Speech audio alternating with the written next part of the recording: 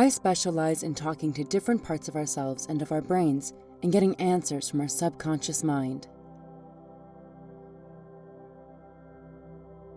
Without spirituality, we only have access to our left brain, but information that our left brain has is limited by the container of our past experiences. Integrating spirituality is what opens that limitless source of information, our collective consciousness.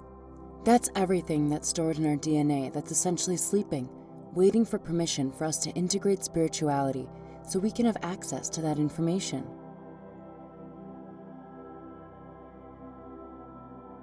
We are very hardwired to move ourselves away from pain, so when we touch a hot stove, our instinct is to not keep touching it. However, our mind just in a blanket way applies that to emotions and thinks we're supposed to do the same thing with emotions, but we actually need to do the anti-instinctual thing and move into the pain. We must allow that message of pain to be fully heard. Emotional pain is not like physical pain that we need to get away from and protect ourselves from. When it comes to our emotions, we actually need to go deeper. We need to put ourselves into the center of painful emotions because the emotional system was placed into our brains as a navigation system. If we retreat from an emotion, the emotion feels like its job wasn't done, so it gets louder and louder and more becomes problematic. But the challenge is to be able to really do the thing that our psyche is telling us not to do, which is to move into the pain.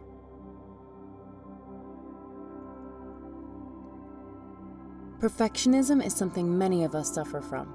Procrastination is often linked to perfectionism because we create pain around the idea of not doing our best.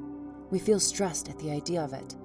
We want to do something relaxing, and our brain goes into preservation mode. It may get incorrectly labeled as laziness, and it all starts with perfectionism. There are different types of addiction. Chemical addiction is the most common. It would be anything from alcohol, heroin, smoking, and even prescription drugs, painkillers such as that. Then there is also love addiction and work addiction. People bury themselves in work to avoid facing their problems. There are other addictions, like sex addiction, porn addiction, and gambling. Some of the subtler addictions would be the use of a certain type of food as an addiction, or we can use even vacationing as an addiction. All addictions are connected to this need to escape, this need to feel like life is not where we would like it to be, and we would do anything not to face it.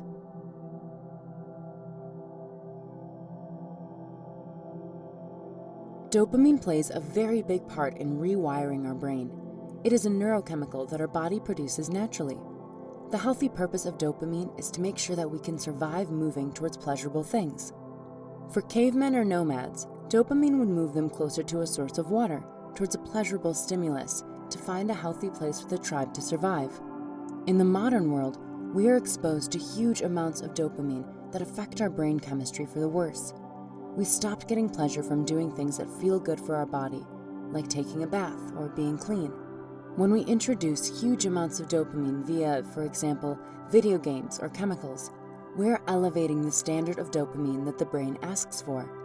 That makes us incapable of getting little pleasures. Things that used to please us no longer do it for us anymore, because we have set a higher standard. That is what makes the addiction worse and makes it seem incurable. Another reason why addictions are labeled incurable is that people do not dig for the root cause. What we can do is to start to become sensitive to dopamine again. As we gradually introduce fewer amounts of it, and we do spiritual work, we start needing lower levels of dopamine. Certain meditations, certain forms of hypnosis, and cognitive behavioral therapy reintroduce us to a higher sensitivity of dopamine, and we start to get pleasure out of other things again.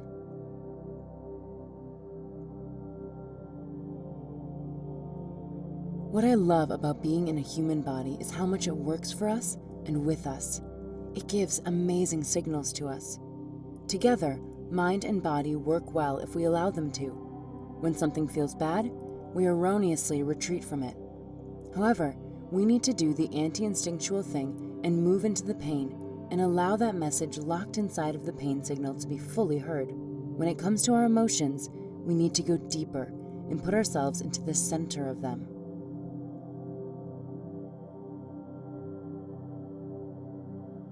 Our instinct is to create shadows of ourselves from the rejected parts of our ego.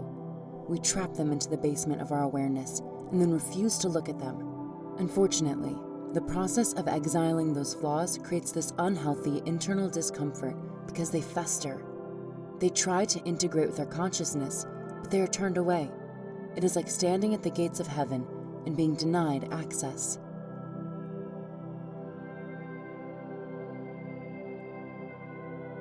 The shadow self was never separate from us. It is the acknowledgement and the acceptance of it that ultimately will set us free.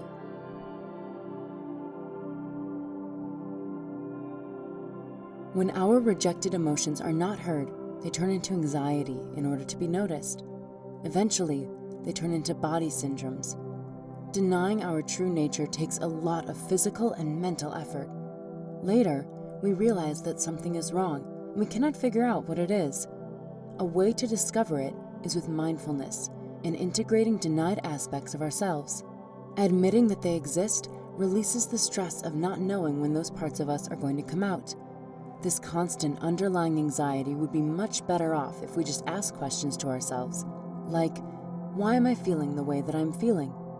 Could it be like this or that? When have I had this feeling before? What could it mean?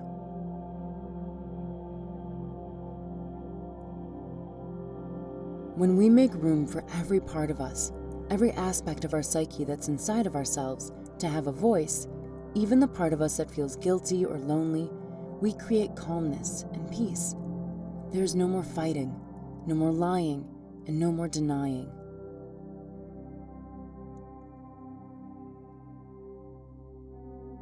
Personal growth is not just about using our willpower and doing affirmations. It is realizing that those times when we feel a little bored or a little agitated, our brain is resetting itself. A part of our brain called the striatum needs a little bit of boredom to reset itself so that it can perform optimally the biological functions. We need to give time for the mind-body to be able to do that.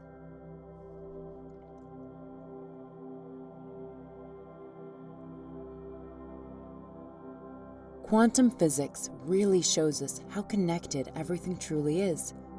To be able to really resonate with those principles allows you to live from that place in your heart where there's not even a separation anymore between you and I.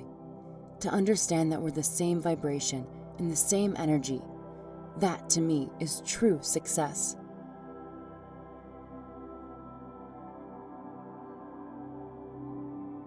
We usually compartmentalize unconditional love. However, when we practice unconditional love on others, it comes very naturally to us to be able to give that to ourselves, because it is the same part of the brain that is stimulated in both cases. If we restrict unconditional love from a person and give it to another, we stop it from truly flowing. It is a cohesive process. We have to offer it to everything unconditionally.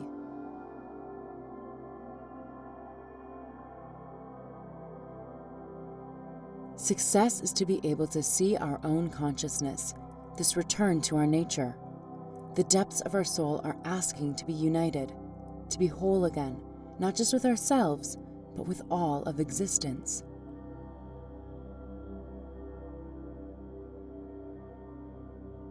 I know that I'm part of a connected whole. I know we need to integrate our flaws. I know that there is nothing that cannot be healed with love.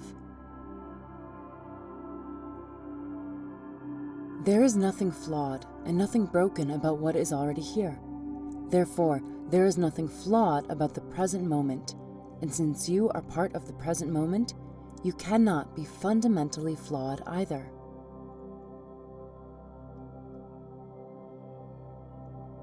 The most important journey we should ever be taking is the one that we take inside of ourselves.